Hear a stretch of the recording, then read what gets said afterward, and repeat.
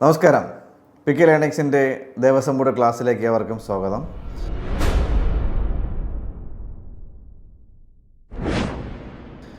നമ്മൾ പത്തനംതിട്ട ജില്ലയാണ് ഇന്ന് മുതൽ പഠിക്കുന്നത്. അതിനകത്ത് ഇന്ന് ഒരൊറ്റ ക്ഷേത്രത്തെക്കുറിച്ചാണ് പഠിക്കുന്നത്.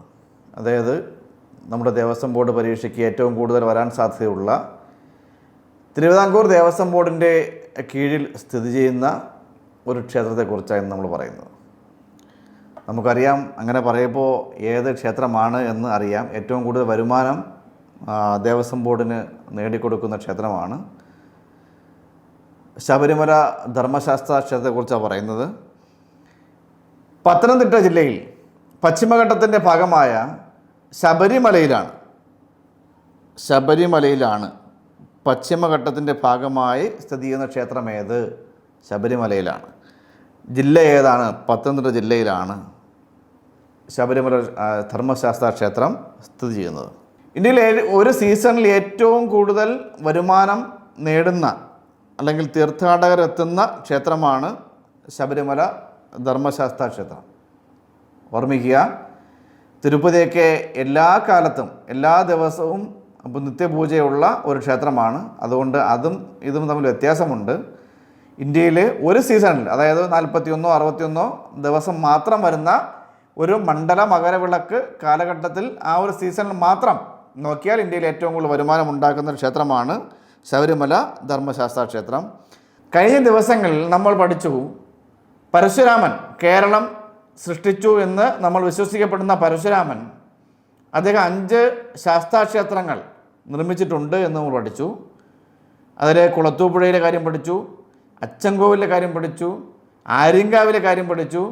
പിന്നെ നമ്മൾ ഇനി പഠിക്കാത്തതും പ്രധാനമല്ലാത്ത കാന്തമലയുണ്ട്. ഇതല്ലാതെ ഈ 5 പെടുന്ന ഒരു ക്ഷേത്രമാണ് നമ്മുടെ ശബരിമല ധർമ്മശാസ്ത്ര ക്ഷേത്രം. അതിൽ ബ്രഹ്മചാരി സ്വരൂപത്തിലുള്ള സങ്കല്പത്തിലുള്ള ക്ഷേത്രമാണിത്. ശാസ്താവ് ബാലരൂപത്തിലുള്ളത്, കൗമാര രൂപത്തിലുള്ളത്, പിന്നെ പത്നീ സമേതനായിരിക്കുന്നത്, പിന്നെ വനവാസന പോയത്, പിന്നെ ബ്രഹ്മചാരി സങ്കല്പം. ഇങ്ങനെ 5 രൂപത്തിലുള്ളതിൽ ബ്രഹ്മചാരി സങ്കല്പമുള്ളതാണ്. ഇതിനകത്ത് കാന്തമലയുണ്ട്. ഈ കാന്തമല നമ്മൾ പഠിക്കത്തില്ല. കാന്തമല നമുക്ക് ആവശ്യമില്ലാത്തൊരു കാര്യമാണ്. ഇന്ന് വരെയും വലിയ അറിവ് കിട്ടാത്ത, മനുഷ്യർക്ക് വലിയ അറിവ് കിട്ടാത്ത ഒരു ക്ഷേത്രം ആണ് കാന്തമല. അത് ഈ മകരവിളക്ക് കത്തിക്കുന്ന പ്രദേശങ്ങളിലാണെന്നാണ് പറയപ്പെടുന്നത്. നമ്മളതിനെപ്പറ്റി കൃത്യമായ അറിവില്ല. അതുകൊണ്ട് തന്നെ അതിനെപ്പറ്റി കൂടുതൽ ചർച്ച ചെയ്യേണ്ട കാര്യം ഇപ്പോൾ ഇല്ല. ഇവിടെ നമ്മൾ പഠിക്കുന്നത് ശാസ്താക്ഷേത്രത്തിൽ ശാസ്താവിന് ബ്രഹ്മചാരി സങ്കല്പത്തിലുള്ള പശ്ചിമഘട്ട മലനിരയിലെ ശബരിമലയിൽ സ്ഥിതി ചെയ്യുന്ന ക്ഷേത്രമാണ്. പരശുരാമനാൽ സ്ഥാപിക്കപ്പെട്ട ക്ഷേത്രമാണ് ശബരിമല ക്ഷേത്രം. ഓർമ്മിക്കുക, ഇന്ത്യയിൽ ഒരു സീസണിൽ ഏറ്റവും കൂടുതൽ തീർത്ഥാടകരെത്തുന്ന ക്ഷേത്രമാണ് ശബരിമല ധർമ്മശാസ്ത്ര ക്ഷേത്രം. മറ്റ് ക്ഷേത്രങ്ങളെ പോലെ ഇതിന് ഇവിടെ എന്തില്ല? നിത്യപൂജയില്ല, ആരാധനയില്ല. നമുക്കറിയാം, എല്ലാ മലയാള മാസവും ആദ്യത്തെ 5 ദിവസവും, പിന്നെ ഒരു സീസണിൽ, ആ സീസൺ മണ്ഡല കാലത്ത് 41 ദിവസം പ്ലസ് 20 61 ദിവസം വേണമെങ്കിൽ കൂട്ടാം. അങ്ങനെ മണ്ഡലകാലത്ത് 41 ദിവസവും, പിന്നെ നമ്മുടെ എല്ലാ മലയാള മാസവും ആദ്യത്തെ, ഇപ്പോൾ തുലാമാസം ആദ്യത്തെ 5 ദിവസം, 1 മുതൽ 5 ദിവസം. അപ്പം അങ്ങനെ നിത്യപൂജയില്ലാത്ത ക്ഷേത്രമാണ്, ആരാധനയില്ലാത്ത ക്ഷേത്രമാണ് ശബരിമല ധർമ്മശാസ്ത്ര ക്ഷേത്രം. എല്ലാ മലയാള മാസവും ആദ്യത്തെ 5 ദിവസവും മണ്ഡലകാലത്തുള്ള സീസൺ സമയത്തുമാണ് ഇവിടുത്തെ തീർത്ഥാടനം എന്ന കാര്യം പ്രത്യേകം ഓർമ്മിക്കുക. ഒരു സീസണിൽ 3 കോടി മുതൽ 5 കോടി വരെയുള്ള ഭക്തർ ഇവിടെ എത്തുന്നു എന്നാണ് രേഖാമൂലമുള്ള കണക്ക്. ചിലപ്പോൾ അതിനേക്കാൾ കൂടുതലാവാം. നമുക്ക് രേഖാമൂലം ദേവസ്വം ബോർഡ് പ്രസിദ്ധീകരിക്കുന്ന കണക്കാണ് നമുക്ക് ഇവിടെ പറയാൻ കഴിയൂ. പിന്നെ ഇതിൽ എല്ലാ സ്റ്റേറ്റിലും, ഇന്ത്യയിലെ എല്ലാ സ്റ്റേറ്റിലും ആൾക്കാരുണ്ടാവും, മറ്റു രാജ്യങ്ങളിലെ ആൾക്കാർ വരെ ഉണ്ടാവും. ഏത് മതവിശ്വാസിക്കും കയറി ചെല്ലാൻ കഴിയുന്ന ഒരു ക്ഷേത്രമാണ് നമ്മുടെ ശബരിമല ക്ഷേത്രം. പിന്നെ ശബരിമലയിൽ എത്തുന്ന ഭക്തർ ശബരിമലയ്ക്ക് കുറച്ചകലെയുള്ള അല്ലെങ്കിൽ അതിന് തീരത്തുള്ള പമ്പാ നദിയിൽ സ്നാനം കഴിഞ്ഞാണ് മല കയറുന്നത്. അപ്പോൾ ശബരിമലയുടെ തീരത്തുള്ള നദി പമ്പ, അതാണ് അവിടെ വരാവുന്ന ചോദ്യം. പിന്നെ ഹരിഹരപുത്രൻ ആരാണ്? ഹരിഹരപുത്രൻ, ഹരിയും ഹരനും. ഹരി, എൻ്റെ പേര് ഹരികൃഷ്ണനാണ്. ആ ഹരി വിഷ്ണുവിൻ്റെയും ഹരൻ്റെയും ആരാണ്? നമ്മുടെ ഹരൻ ആരാണ്? ശിവൻ. പരമശിവൻ്റെയും മഹാവിഷ്ണുവിൻ്റെയും പുത്രനായതുകൊണ്ടാണ് അയ്യപ്പനെ ഹരിഹരപുത്രൻ എന്നറിയപ്പെടുന്നത്. ഈ ഹരിഹരപുത്രനാണ് ഇവിടുത്തെ പ്രധാന പ്രതിഷ്ഠ. അയ്യപ്പനെ കൂടാതെ ഇവിടെ മാളികപ്പുറത്തമ്മയുണ്ട്. മാളികപ്പുറത്തമ്മ എന്ന സങ്കല്പം അയ്യപ്പനോട് താല്പര്യം തോന്നിയ ഒരു സ്ത്രീക്ക് താൻ ബ്രഹ്മചാരിയാണെന്നും തൻ്റെ സമീപത്ത് കുടികൊള്ളാൻ ഉള്ള അനുവാദം കൊടുക്കുകയും ചെയ്ത് അങ്ങനെ കുടികൊണ്ട ഒരു ദേവതയാണ് മാളികപ്പുറത്തമ്മ എന്നാണ് വിശ്വാസം. ശക്തി സ്വരൂപിണിയായിട്ട് നമ്മൾ കാണുന്നു.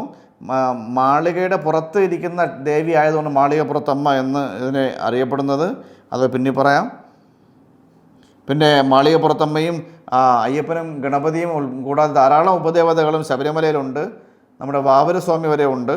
പിന്നെ ആ യാത്രയിൽ വേദവാക്യങ്ങളിൽ ഏറ്റവും കൂടുതൽ പ്രചാരമുള്ള തത്വമസി എന്ന വാക്കിൻ്റെ അർത്ഥം അത് നീയാകുന്നു, നീ തന്നെയാകുന്നു. നമ്മൾ ചെന്ന് കയറുമ്പോൾ തന്നെ അവിടെ എഴുതി വയ്ക്കും അത് നീയാകുന്നു.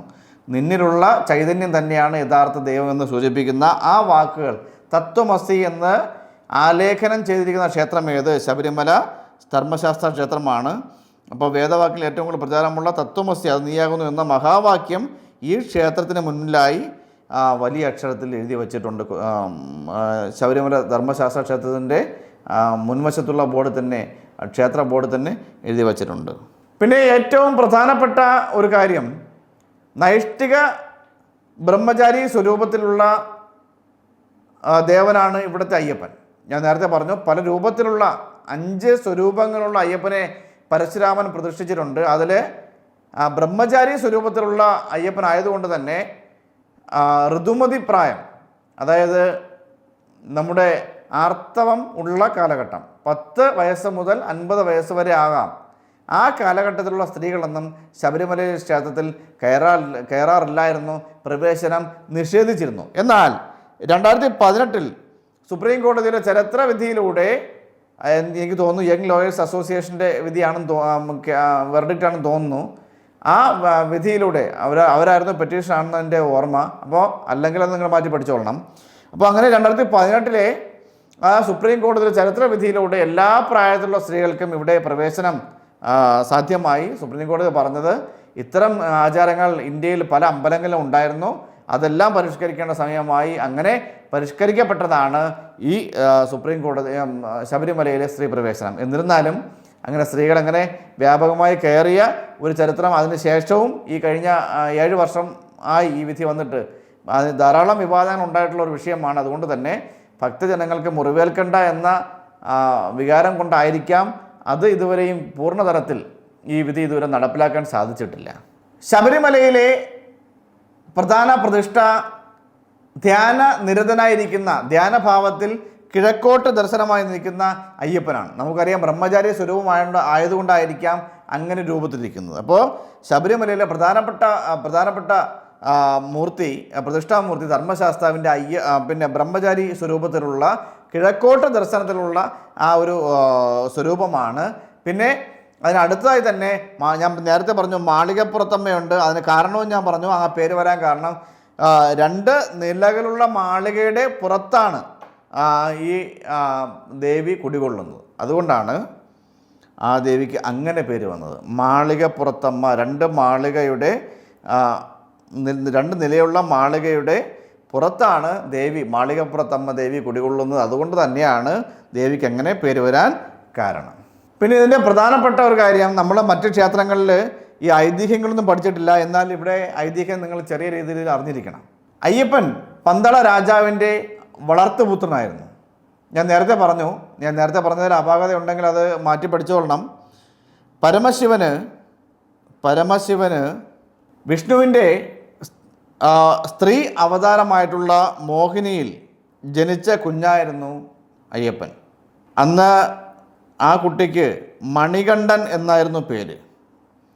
ഒരിക്കൽ പന്തള രാജാവ് നായാട്ടിനായി വനത്തിലേക്ക് പോയപ്പോൾ വളരെ തേജസ്വിയായ ഒരു ആൺകുഞ്ഞ് അവിടെ വനത്തിനുള്ളിൽ കിടത്തിയിരിക്കുന്നത് കണ്ടു. കഴുത്തിലൊരു മണി ഉള്ളതുകൊണ്ട് കുട്ടികളില്ലാത്ത രാജാവ് മണികണ്ഠൻ എന്ന പേരിട്ട് ആ കുഞ്ഞിനെ സ്വന്തം മകനായിട്ട് കൊട്ടാരത്തിൽ കൊണ്ട് വളർത്തി. രാജ്ഞിക്കും അതിയായ സന്തോഷം ഉണ്ടായിരുന്നു. കുട്ടികളില്ലാത്ത അവർക്ക് ഒരു കുഞ്ഞായി തങ്ങളുടെ തലമുറയായി മണികണ്ഠനെ വളർത്തിയിരുന്നു. എന്നാൽ പിന്നീട് മഹാറാണി ഒരു ആൺകുഞ്ഞിന് ജന്മം കൊടുക്കുകയും സ്വന്തം കുഞ്ഞായപ്പോൾ ഈ മണികണ്ഠൻ രാജാവാകും എന്ന് ഭയന്ന് മഹാറാണി ഈ മണികണ്ഠനെ ഒഴിവാക്കാൻ വേണ്ടി തന്നെ തീരുമാനിച്ചു. അതായത് ഒരു കൊട്ടാരം വൈദ്യ നിർദ്ദേശപ്രകാരം വയറുവേദന അഭിനയിക്കുകയും വൈദ്യൻ നിർദ്ദേശിച്ചത് പുലിപ്പാൽ കൊണ്ട് മാത്രമേ ഈ റാണിയുടെ അസുഖം മാറുള്ളൂ എന്നാണ്. അപ്പോൾ മണികണ്ഠനോട് ഈ കാര്യം ദേവി നിർദ്ദേശിക്കുകയും ആ ഉദ്യമം വനത്തിൽ പോയി പുലിപ്പാൽ സംഘടിപ്പിക്കാൻ വേണ്ടി പോവുകയും ചെയ്തു.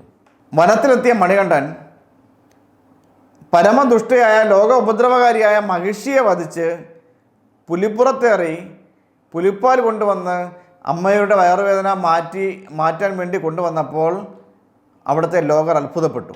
ഇത് ഒരു മനുഷ്യ സ്വരൂപമല്ല, ദേവസ്വരൂപമാണെന്ന് മനസ്സിലാക്കിയ രാജാവും റാണിയും ഈ മണികണ്ഠനോട് മാപ്പ് ചോദിക്കുകയും യഥാർത്ഥ അവതാര ലക്ഷ്യം മനസ്സിലാക്കുകയും ചെയ്തു.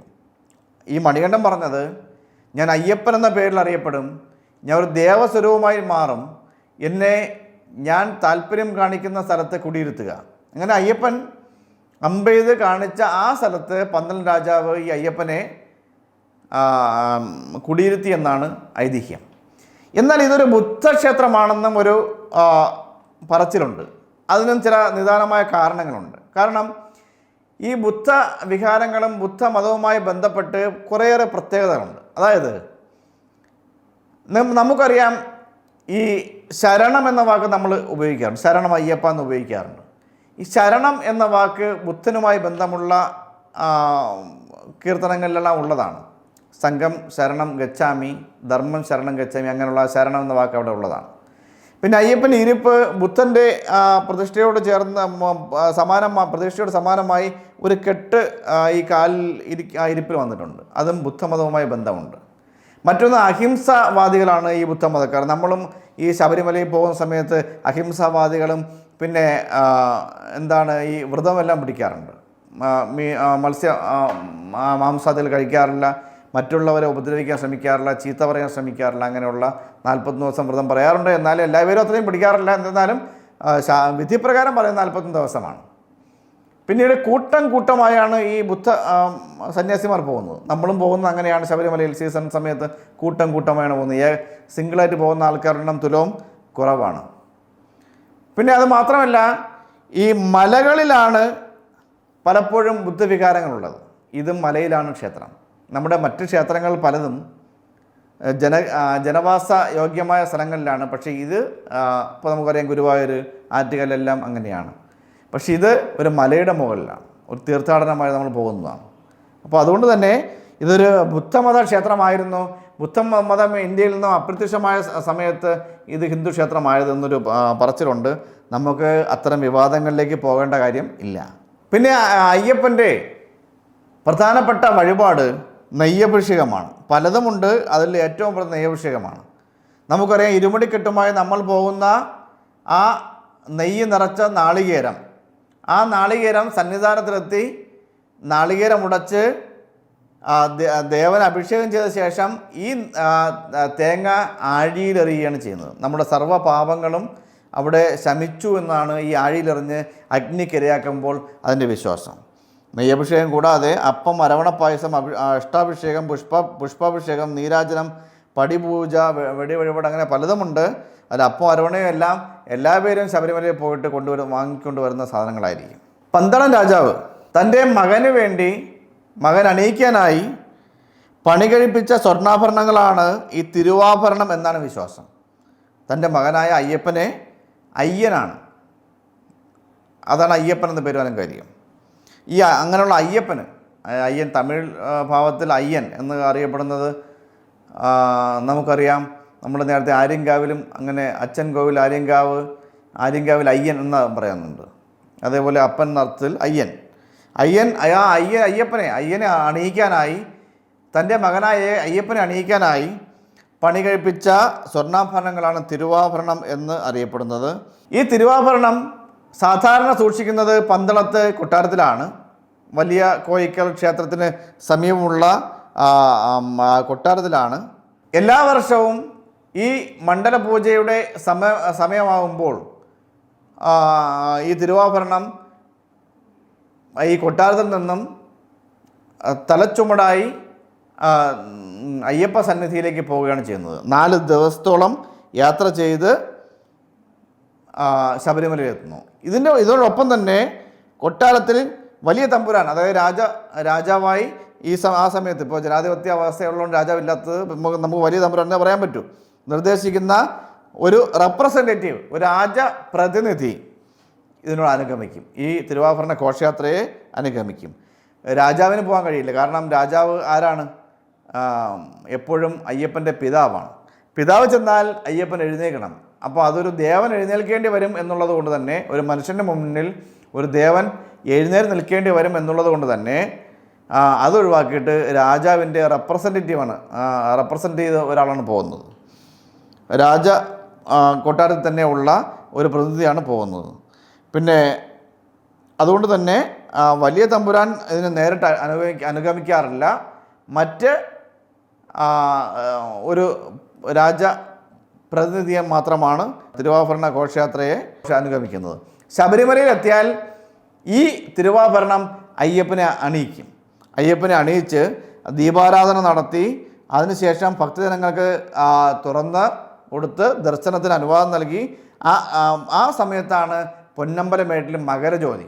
ആ ദീപാരാധന സമയത്ത് പൊന്നമ്പലമേട്ടിൽ അത് കത്തിക്കുന്നതാണ്, സ്വയം കത്തുന്നതാണ് എന്നൊക്കെ വിവാദങ്ങളുണ്ട്. എനിക്കെന്നെ പറ്റി അറിയില്ല.